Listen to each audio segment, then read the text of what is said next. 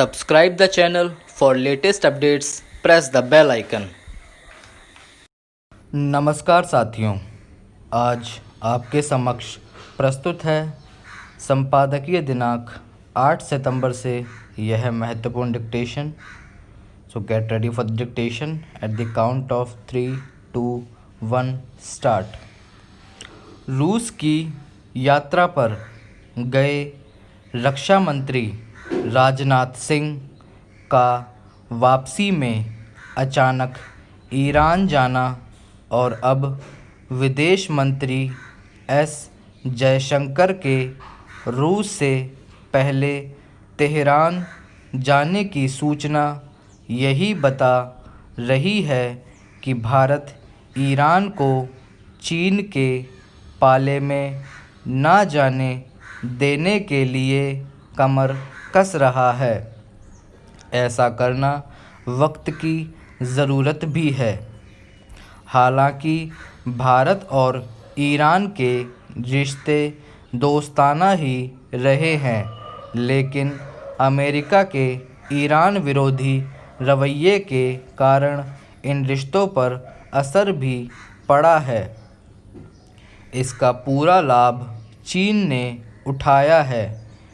वह बीते कुछ समय से ईरान को उसी तरह अपने पाले में लाने की कोशिश कर रहा है जैसे उसने पाकिस्तान को अपनी गोद में बैठा रखा है।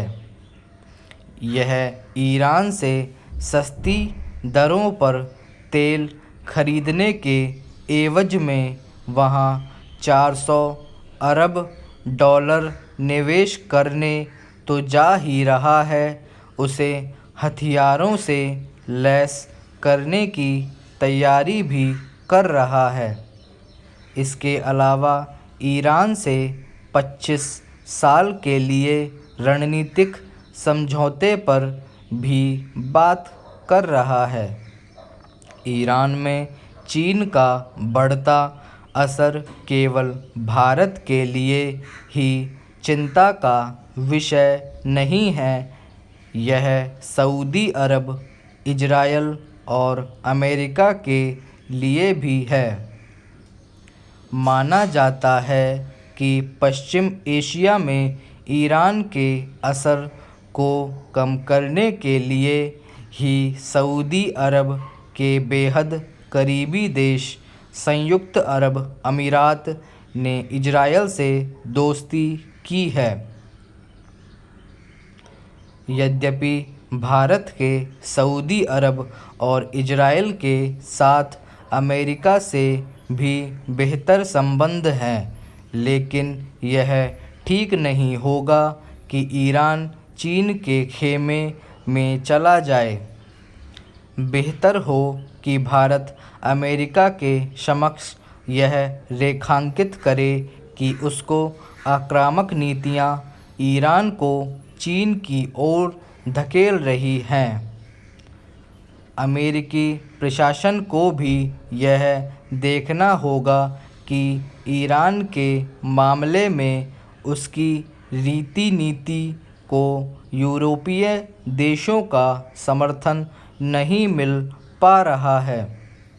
यदि ईरान चीन का वैसा ही पिछलग्गू बन जाता है जैसे पाकिस्तान और उत्तर कोरिया बन गए हैं, तो एक नई धुरी बन जाएगी जो एशिया की शांति के लिए खतरा ही बनेगी।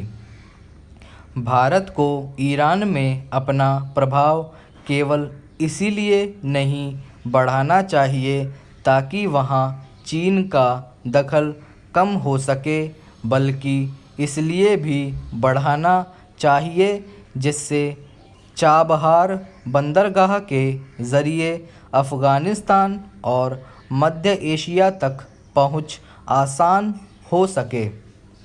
भारत को ईरान से अपने रिश्ते मजबूत करने के साथ ही 4 देशों के संगठन क्वाड को सक्षम बनाने पर भी तेज़ी से आगे बढ़ना चाहिए।